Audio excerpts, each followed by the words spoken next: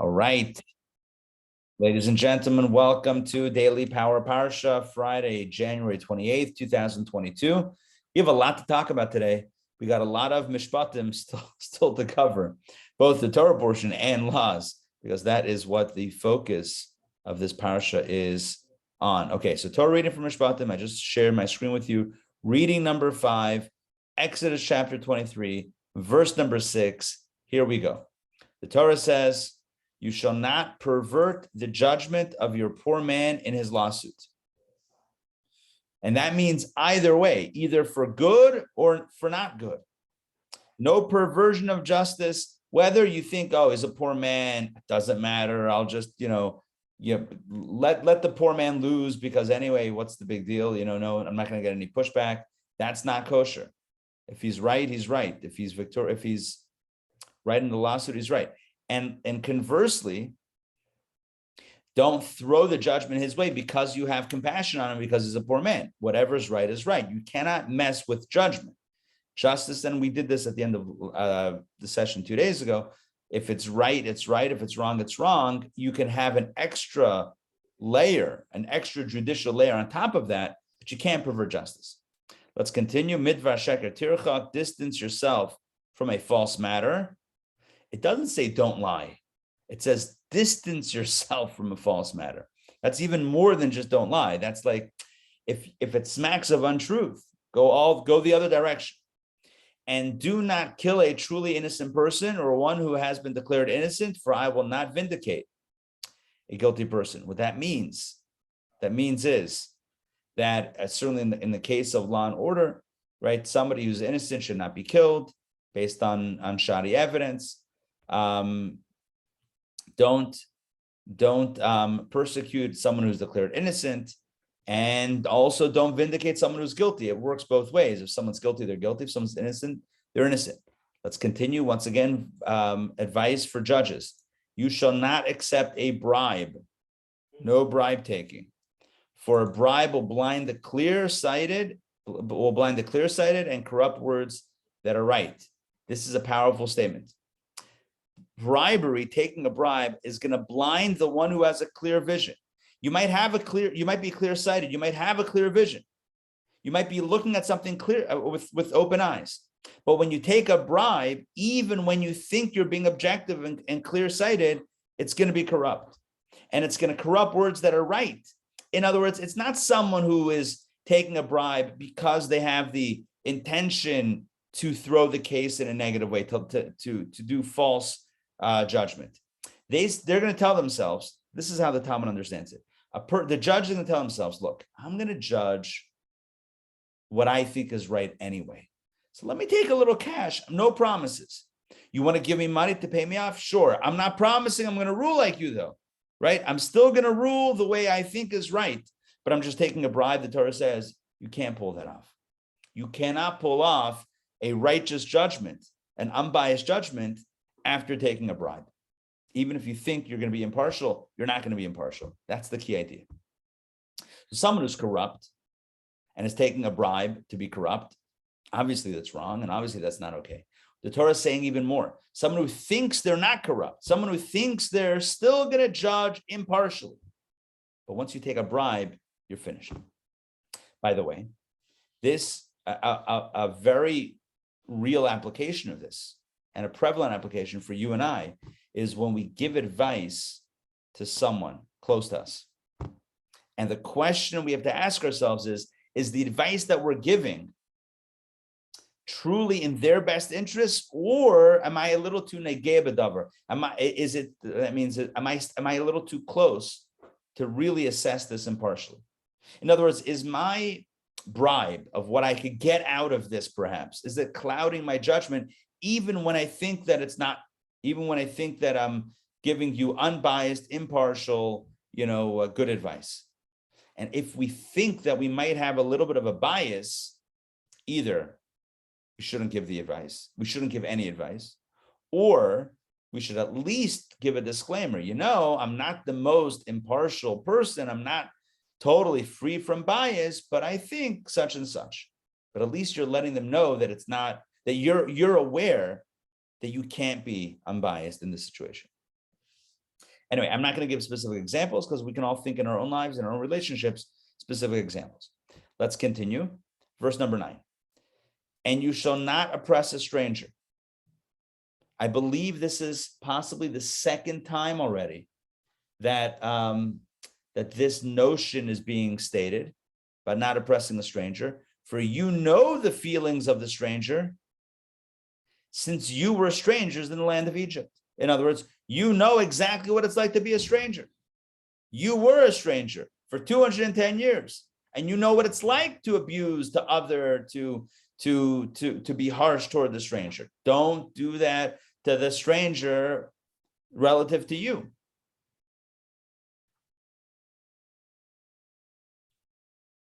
It's really a message for all time, but it's also a message for when the Jewish people will end up in the land of Israel. And there's going to be other people there. So how do you relate? Right? Do you other them? Do you make them second class, or do you welcome them? Don't oppress the stranger. This is a very important mitzvah. Let's continue. Verse 10, 6 years. This Torah portion, it moves quickly.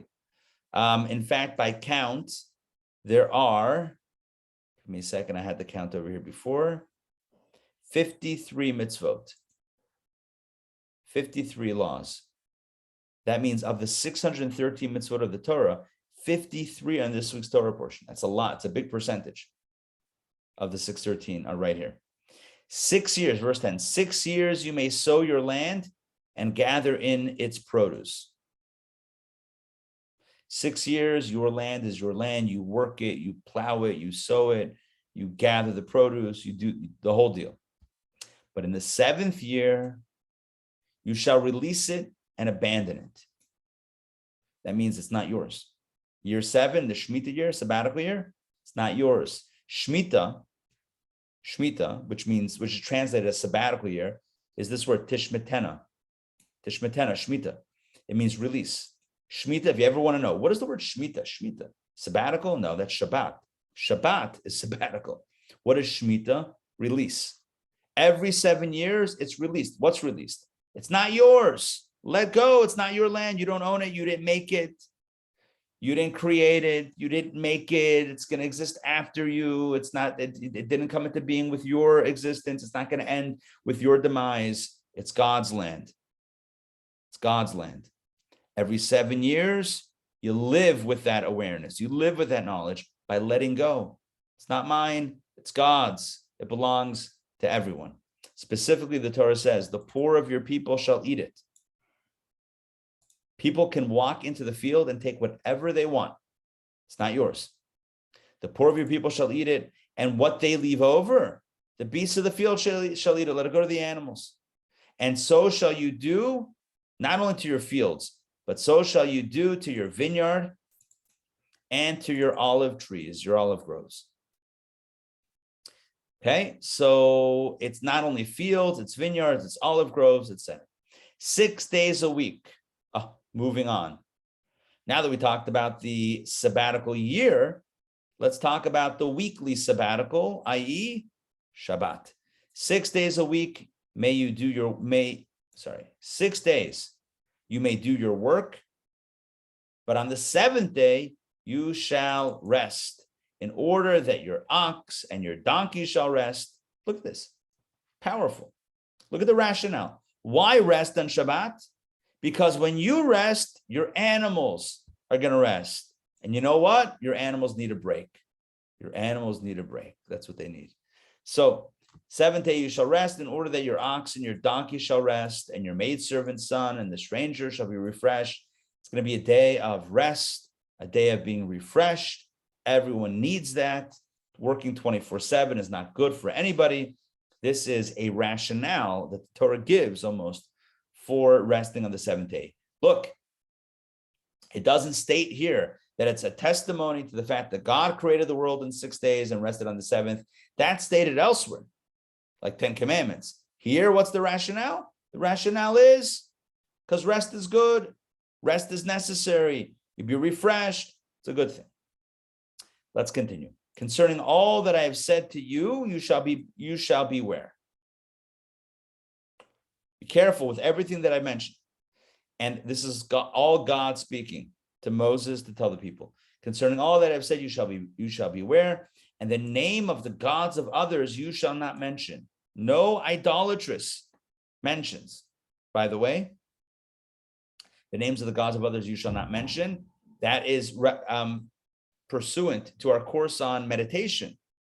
I mentioned in the Tuesday night session, I didn't mention this in the Thursday session, but in the Tuesday night session, I mentioned that Jewish meditation is very valuable and important because classic forms of meditation, even if they're presented in secular terms, oftentimes are using mantras, names, images, techniques, music, whatever that's associated with other forms of idol worship, other religious practices that are polytheistic by nature.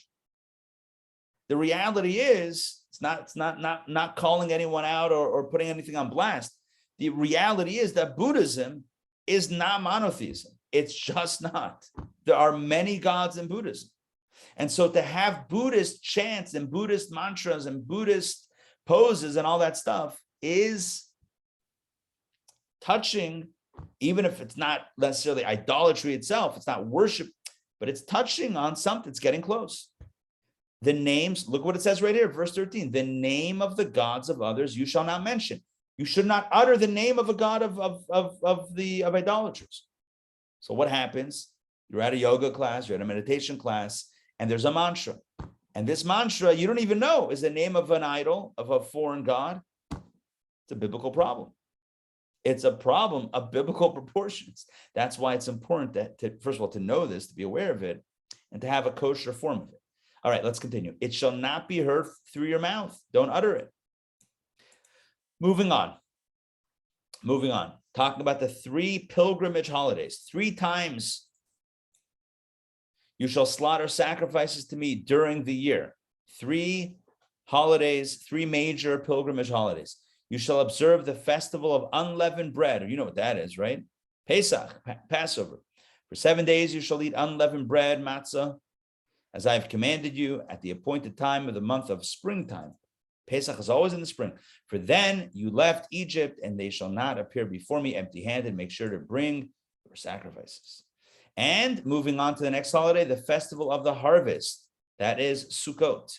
The first fruits of your labors. That's when you gather in the food, which you will sow in your field, and the festival of the ingathering at the Parsha of the year, when you gather in the products of your labors from your field. Oh, I'm sorry.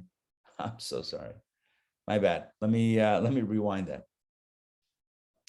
Chag HaKatzir is the festival of cutting down the food in the field. I misspoke because it calls it here harvest, which I don't like the word harvest. Apologies to the translator. Katzir does not mean harvest, it means cutting. It's the festival of the cutting. This is not Sukkot. This is Shavuot.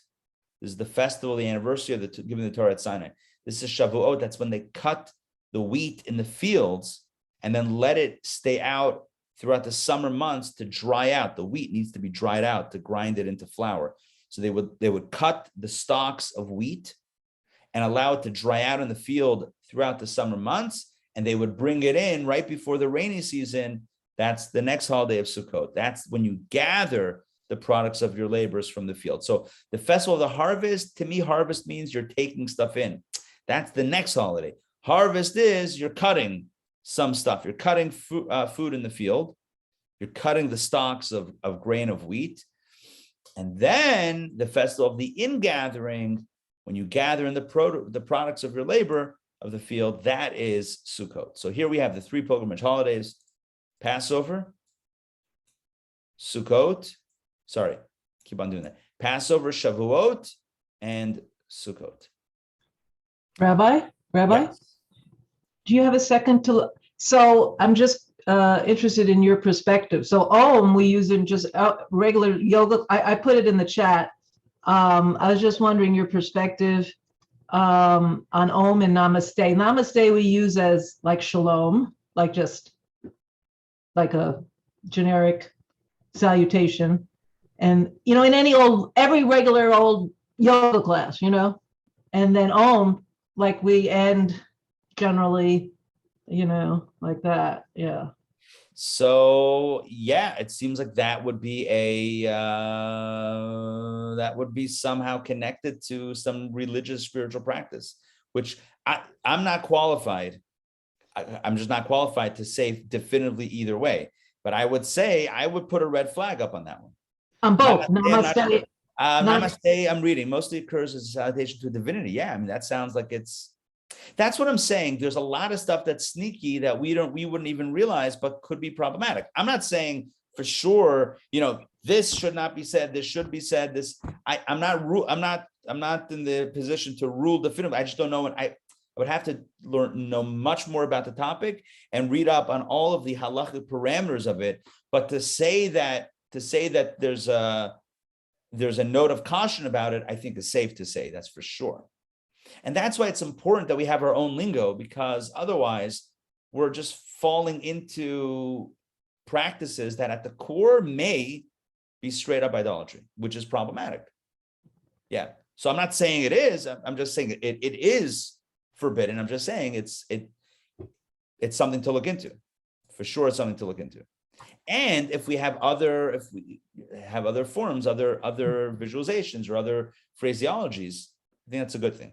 I think Rabbi Label Wolf was talking about that when we had that live Zoom from Melbourne a few weeks ago. He was talking about, I would have to go back to the recording, but I'm like almost certain he was talking about Jewish replacements, Hebrew replacements for some of the other verbiage. And I think Adina Malka asked him, what are some good phrases? And I think he gave a few. So yesterday I was thinking, there was a point we were discussing possible phrases, I believe, at the end. Could be. I came up with, in my mind, I mean, you mentioned it in the Torah class on Wednesday, we're filled with, as many good deeds as a pomegranate. Right. Yeah, that's a good one. I think you just triggered a memory. I think Rabbi Wolf said, Ein od movado, which means there's nothing else besides for God. God is the only reality. That's spiritual, as well as, so there's the personal one, like I am filled with goodness, essentially, and then there's God is the only true reality, and these are phrases. And if you want to, not you specifically, but if one would want to learn that in Hebrew, might be a nice thing. I've never really done other forms of this stuff, so I don't know how it's done, and I don't know the context exactly how it's done. But if there's a way to supplant or replace it, I think that would be a worthwhile thing to look into, because it could be it could I tried to do that. I tried to do that for my yoga class at Lamud. So we were outdoors, in greenery. Right. And so I said something similar to what we were talking about also in a recent class. I guess it was yesterday. Yeah. About, the meditating outdoors. Right. So that's what I did. Yeah. And I said, well, I think Isaac had the first prayer outdoors or something. Yeah, Lasubasada. Yes. Very good. Very good. So that's what I did. The mystics in the 1600s, they would go outside and they would pray outside. Yeah. In the hills, in the forest, the trees. Good. Yeah. That's a good direction. Okay. So now we're talking about the 3 festivals, and here we go. 17. 3 times during the year, these 3 festival periods, all your males, it obligates the males, adult males, all your males shall appear before the Master of the Lord. Now it's open to everybody, obviously, to make the trip to Jerusalem and celebrate the holiday with the temple and all that stuff. But the obligation is on the men, considering that you can't always obligate the women to appear, certainly not the children, at any given time. But the men, sure. Now, you're going to say, well, if the men go, then the women are going to be stuck at home. Okay, I don't have a good answer for that. Yes, that's what it kind of sounds like. But nonetheless, the obligation is on the males. Let's continue. You shall not sacrifice the blood of my sacrifice with leaven, with chametz. This is all year round, not only in Passover. When you bring a sacrifice, you don't bring any leavened items with it. And the fat of my festival sacrifice shall not stay overnight until morning. Burn the fats overnight so that they're gone by the morning, by daybreak. Next, all of these are different mitzvot, by the way. It's moving. The choicest of the first fruits of your soil you shall bring to the house of the Lord your God. That is bikurim. Resh is bikurei. Bikurim. These are the first fruits. The best, not just the first fruit, the best of the first fruits you shall bring to God. And then one more mitzvah here before we end up this reading: you shall not cook a kid in its mother's milk, which includes this line, prohibition, is repeated 3 times in Torah. One means don't cook meat and milk together. One means don't eat meat and milk together. And the other one is don't derive benefit from, or money, financial or otherwise, benefit from a mixture of milk and meat. That would preclude even owning a restaurant that cooks meat and milk together and then profiting off that sale. Okay, let's continue with reading number 6. Okay, here we go. It looks like, oh yeah, good. Okay, we're moving a little bit away from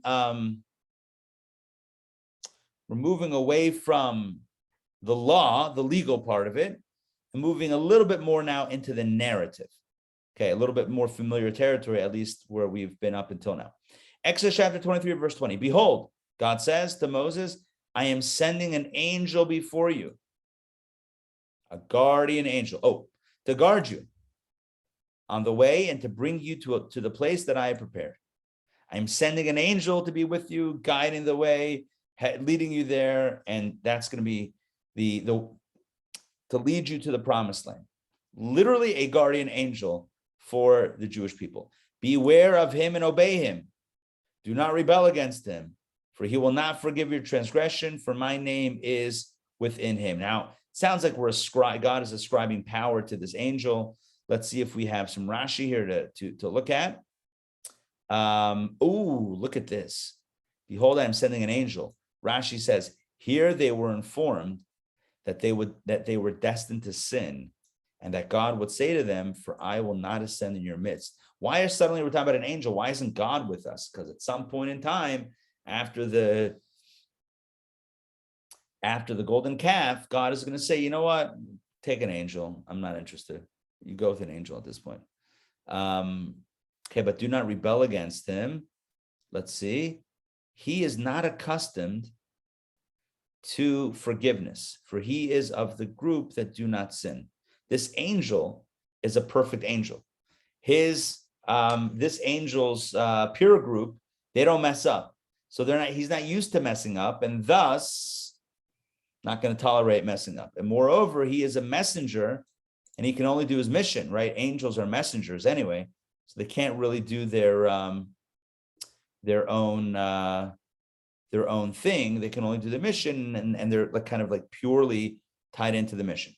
Okay, let's continue.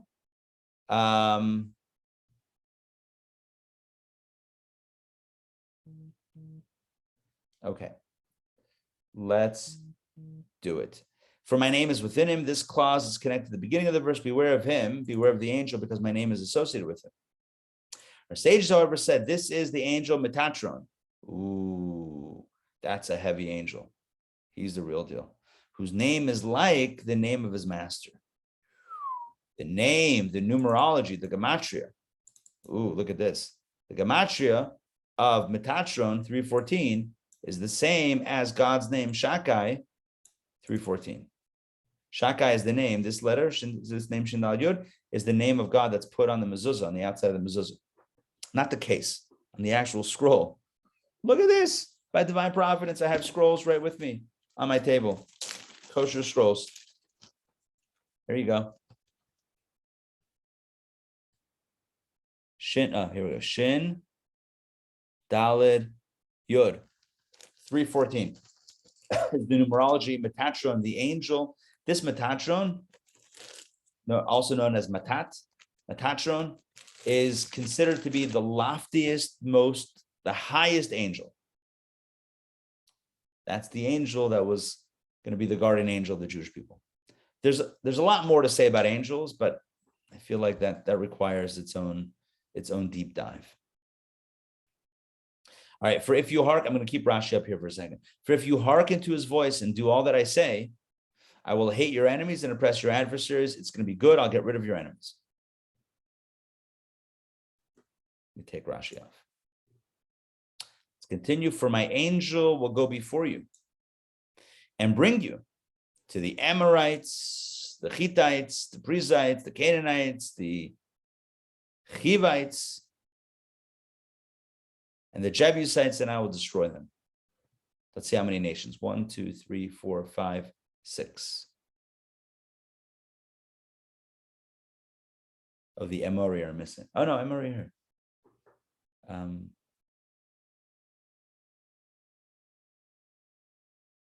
Girgashi. Okay, there's one, the Girgashites. There's one nation that's missing here. There's 7 indigenous nations. There's 6 mentioned here. Either way, the point is not the number. I'm just counting in my head and bring you into my thought process right now. But either way, God is saying that the angel is going to go before you, before the Jewish people, and lead you to the promised land and lead you to victory against all those nations that will oppose you. Once again, a prohibition against idolatry. You notice this is a recurring theme. You shall not prostrate yourself before their gods, and you shall not worship them. Don't worship other gods, and you shall not follow their practices, but you shall tear them down. Tear down their altars, and you shall utterly shatter their monuments, and you shall worship the Lord your God. Worship Hashem. Don't fall for anything else. Just worship the Lord your God, and He will bless you. He will bless your food and your drink, and I'll remove illness from your midst. That's a powerful blessing. When we're strict about monotheism, when we're very strict, right? Strict about nothing else, no other distractions, only Hashem. Hashem says He will bless you. God will bless you. Oh, God will bless your food and your drink, and I'll remove illness from your midst. So the food and the drink will be healthy, or whatever it is, will bring blessing, physical blessing, and no illness, removing illness from your midst. That's a powerful blessing. Powerful blessing, all tied into monotheism. Let's continue. And as part of that blessing, there will be no bereaved or barren woman in your land. I will fill the number of your days. So the blessing for children, a blessing for not only a long life, but filling the number of your days. It doesn't only mean you'll live many number of days, like many days. It also means that those days will be filled with meaning, filled with significance, filled with purpose. Let's continue. I will send my fear before you into the other nations. Your reputation will be awesome and fearful. Fear-inducing for others. And I will confuse all the people among whom you shall come. And I will make all your enemies turn their backs to you. In other words, when you arrive, everyone's going to get confused and intimidated, and they're all going to run. And their backs are going to be towards you because they're going to be running away from you. And I will send the tzira before you. What is the tzira? The mosquito, the gnat. Let's see what we have here. Flying insect. Oh, I'm sorry. It was unique at that time. This was a kind of flying insect which would strike them in their eyes, inject venom into them, and they would die. Okay, maybe like killer mosquitoes, right? I think there are killer mosquitoes or something. So these were killer bugs. They would go and they would strike people in the eye and inject with their little stingers venom, a lethal venom. Tzira did not cross. I feel like we did this recently in a class. The Tzira did not cross the Yarden, the Jordan River, and the Hittites and Canaanites and those of the land of Sichon and Og. Therefore, out of all the 7 nations, the Torah did not count any but these. Right? That's why it says through the Tzira, I will drive out the Hivites, Canaanites, and Hittites.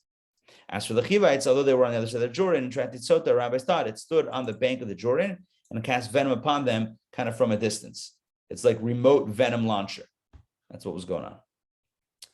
Okay, let's continue. Take Rashi off for a second. Okay, so God is basically saying, if you go with me, if you're exclusive to me, I'll be exclusive to you. I'm going to bless you. I'll bless your health, bless your families, bless your communities, and also make sure that your enemies are afraid of you and will be driven out from before you. And God says, I will not drive them away from before you in 1 year. No, it's not going to happen. All of a sudden, you're going to come to the land. It's going to be, a barren wasteland, lest the land become desolate and the beasts of the field outnumber you. If I remove all the nations right now before you get in there, before you settle, before you set down your encampment or your homes throughout the entire land of Israel, what's going to happen is it's going to be overrun with desolation. The land is going to be untamed. The land is going to be uncultivated. It's going to be barren at some point, and the animals are going to take over the cities. I will drive them out, rather, God says. I will drive them out from before you little by little, one nation at a time as you advance, until you have increased and can occupy the land. Then it will be yours. Now I'll make your boundary from the Red Sea to the Sea of the Philistines, and from the desert to the river. For I will deliver the inhabitants of the land. These are pretty big borders for the land of Israel. For I will deliver the inhabitants of the land into your hands, and you shall drive them out from before you. You shall not form a covenant for them or for their gods. Don't make a deal. Okay, we'll allow some idolatry next door to the synagogue, next door to the temple. We'll have, all the faiths and all that stuff. No, God did not have that intention. I'm not speaking about modern times. This is not, I'm not taking a stance here. I'm just saying God's perspective in the Torah, God's vision of Israel as a Jewish land is exclusively monotheistic. No space for idolatry. They shall not dwell in your land, lest they cause you to sin against me, that you will worship their gods. In other words, if they're still serving idols and the risk is that they're going to try to schlep you along, or you're going to get attracted to idolatry, then they cannot live there, right? That which will be a snare for you. That's going to be not good. It won't be healthy. It will be a snare. It'll be a trap. Don't do it. Don't do it. Don't let them be there. Don't let them serve idols. Don't let them be even potentially a negative influence against monotheism. Exodus chapter 24, let's continue. And here we get away from the law and talk about the narrative. It's interesting that this week's Torah portion actually details some elements of the Sinai experience. At the end of Mishpatim, we're talking about some details that are relevant to last week's narrative of the revelation at Sinai. Last week was all about revelation at Sinai, the preamble, the experience, and the post-game show. And then this week, we have all these laws. But now, we're going to go back a little bit. Go back to Sinai. And to Moses, God said, come up to the Lord, you and Aaron, Nadav and Abihu, the 70 elders of Israel, and prostrate yourselves from afar. Give me 1 second, my friends. Give me 1 second. Hello? Can I call you right back? I'm just finishing up a class. I'll call you right back. Okay, bye. All right. It's my son. I figured it was him who's in camp in Florida. One of my sons who's in camp in Florida, and actually Ellie. So I'm going to call him back in a few minutes as soon as we're finished. Okay, just bring you into my life and my phone call. So God says to Moses, come up. This is come up the mountain, Mount Sinai. Come up, you and Aaron, Nadav and Abihu, of the elders, and prostrate yourselves from afar. So come up a little bit, but keep a distance. And Moses alone shall approach the Lord, but they shall not approach. And the people, of course, they shall not ascend with him. They need to remain at the foot of the mountain. So Moses came. Again, this is going back. This is before the 10 Commandments. This is getting ready. So Moses came and told the people all the words of the Lord and all the ordinances. In other words, what was going to happen. And all the people answered in unison and said, all the words that the Lord has spoken, we will do. Nasa, we're in. Also last week we read that. And Moses wrote all the words of the Lord. And he arose early in the morning and built an altar at the foot of the mountain and 12 monuments for the 12 tribes of Israel. This is where we see that Moses started writing the Torah. This is where he starts writing this. He starts writing what God has communicated. This becomes the origin of the Torah scrolls that we have.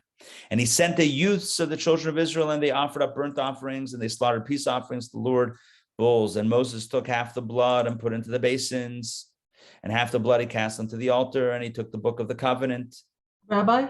Yes. So Moses writing the Torah, is that the same as when the Torah was engraved in the tablets? Well, what was engraved in the tablets was only the script of the 10 Commandments. This is much more. This is the rest of Torah as we know it. So Moses didn't do the engraving, right, Moses? Not in the tablets, no. Right. God did the engraving, and that was only the 10 Commandments. Right. Torah scroll is what Moses did. Yeah, Oh. Exactly. Yeah.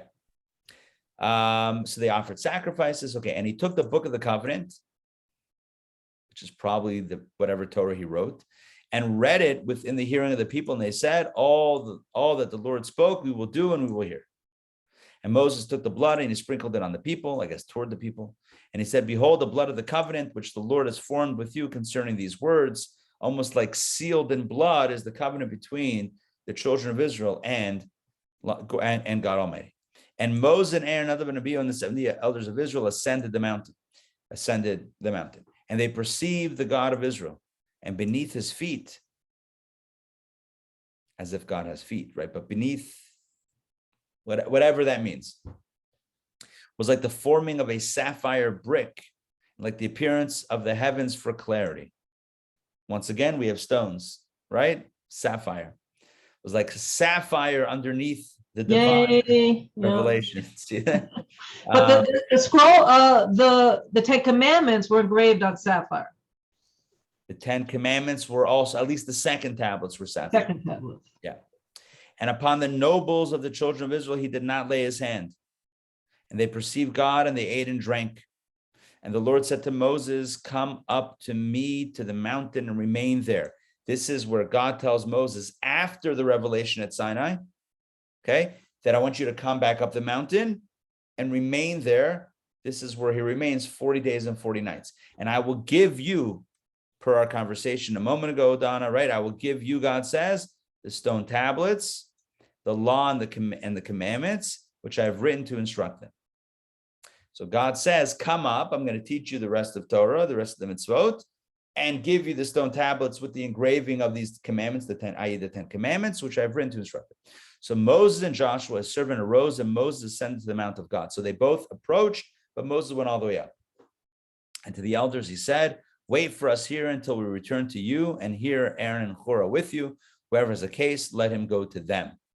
They're in charge. Aaron and Hur are in charge. This is foreshadowing the golden calf, where they approach Aaron. Aaron said, well, let's make another god. And Aaron says, tomorrow. And Hur starts fighting with him. They kill Hur. And then Aaron somehow gets schlepped into the whole golden calf situation. Anyway, but they were left in charge, and didn't end well, but they were left in charge. And Moses, he went up the mountain, and the cloud covered the mountain. And the glory of the Lord rested on Mount Sinai, and the cloud covered it for 6 days. And he called to Moses on the 7th day from within the cloud. So 6 days, there was no voice, no communication. On the 7th, God calls out to Moses. And the appearance of the glory of the Lord was like a consuming fire atop the mountain before the eyes of the children of Israel. Imagine Moses goes up and there's all this cloud and fire.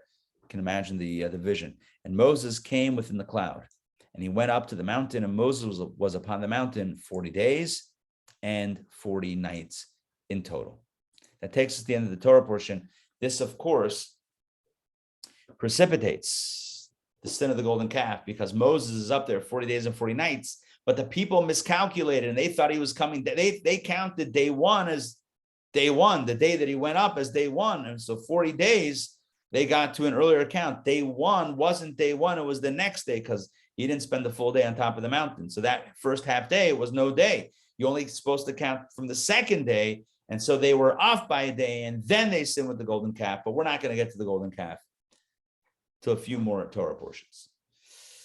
2 more in between. Why? Because next week, Truma is where God commands Moses to tell the people, to build a Mishkan, a temple, a home, tabernacle, a home for God, with all of the 13 or 15 items, the gold, the silver, the copper, the gemstones, all that stuff, and the materials and the fabrics and the animal skins, all of that. Salon, all of the artisans, yes. all of the artists, Acacia wood, elaboration, all of the artistry, artisanship was involved in creating this home for God. That's going to come next week, Truma and Tetzava, and then we do golden calf, and then we get back to the actual building of the Mishkan, and the story rolls on. All right, so what did we learn today? Let me hold on 1 second. Hey, could you hold on for 1 second? Could you hold on for a minute? Just stay on the phone, okay?